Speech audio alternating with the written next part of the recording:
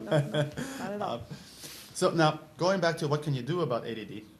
Well, the short answer and the most self-serving answer I can give you right now, put them in a karate class.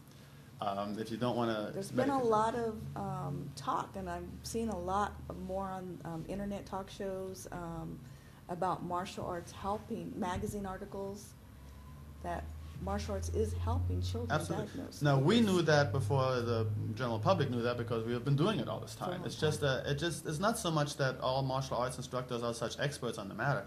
It's just that the environment, the specific environment and specific activity of martial arts lends itself to helping a child with Doctors and pediatricians are even referring.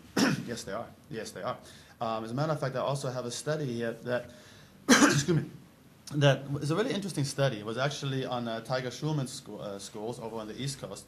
And the reason why that's pertinent to us is because this is probably the most similar to the Mile High Karate program, which originates out of Denver, Colorado. Not the same program, though, different. A different program, but it's very similar because the combination of the different arts mixed together, just like it is similar to in our program and most Mile High Karate programs. So, and what they found out, they actually did 3 control groups. Well, I should say 3 different groups, one of which was a control group. The control group was the one that didn't receive any help. The first group was the one that actually went through the martial arts program. And the second group did just a general exercise program, which also proved to be somewhat beneficial. And what impressed me about the study, by the way, if anybody wants the study, I have the full 160-page report. I can email it on a PDF file, so just go to FresnoKarate.com. You can email us from there, and I can email you the short abbreviated report, which is 4 pages. Or if you like to, if you enjoy brain damage, then I can give you the full 160-page report. So we kind of just have like the gist of it right we have the summary here. What they measured actually was some very specific things. They measured the percentage of completed homework. Okay. Right?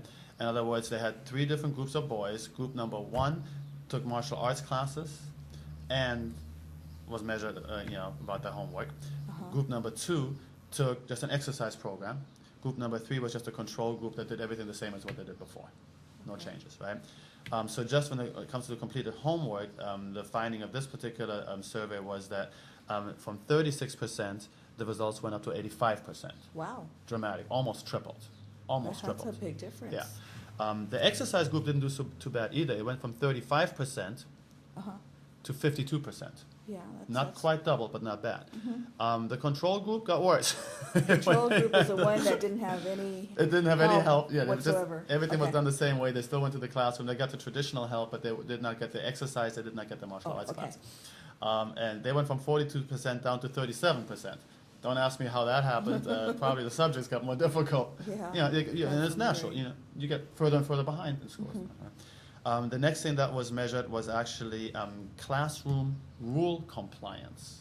Listening to your teacher? Listening to your teacher and going by the rules, right? And there we have, in the control group, it went from 38% to 37%. So it went down still a little bit, like 1 percentage point. It was probably almost imperceptible. The exercise group went from 30 incidents. They actually measured the amount of incidents. Oh, so this is incidents. They measured how many times per week there was an incident. Okay. Right? So the exercise group went from 30 incidents down to 20 incidents. Wow. That's not bad. That's not bad. That's yeah, not that's bad. measurable. Right? The martial arts group went from 40 incidents down to 15. Wow. So that's close to like a 60% reduction or so. That's dramatic. Yeah, in the first 2 sections, that was very dramatic with the martial arts. Yes. Yeah. Then the next thing that was measured was the number of inappropriate call-outs in class. Oh, okay, yeah, that's the child that's always interrupting. Right, not that hard to measure. Yes.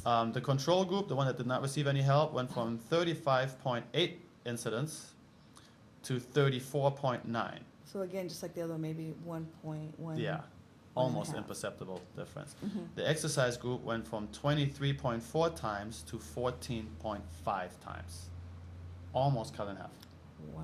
Almost cut in half, just with exercise. The martial arts group went from 62 times down to 25 times. Wow. So still a big major. Yeah, that's almost down 60% again. And I've always known this because we've worked with students for so long and I've seen it.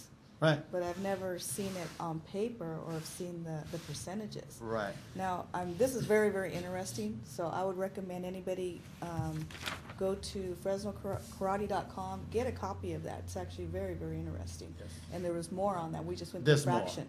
But we do have to do the self-defense tip. Absolutely. And for the self-defense tip, we're going to have to ask for help from Becca and Dominic. Yes. And our there you go. That's the one. technical engineer.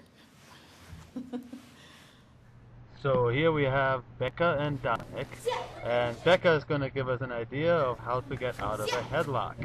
As you're going to notice, as Dominic is starting the attack, Becca steps forward and strikes Dominic with a right hammer fist to the groin and a left hammer fist to his kidney. She then takes her left hand and reaches over his shoulder and, using a leverage action, pulls Dominic's head backward. The final strike is a right palm to the chin.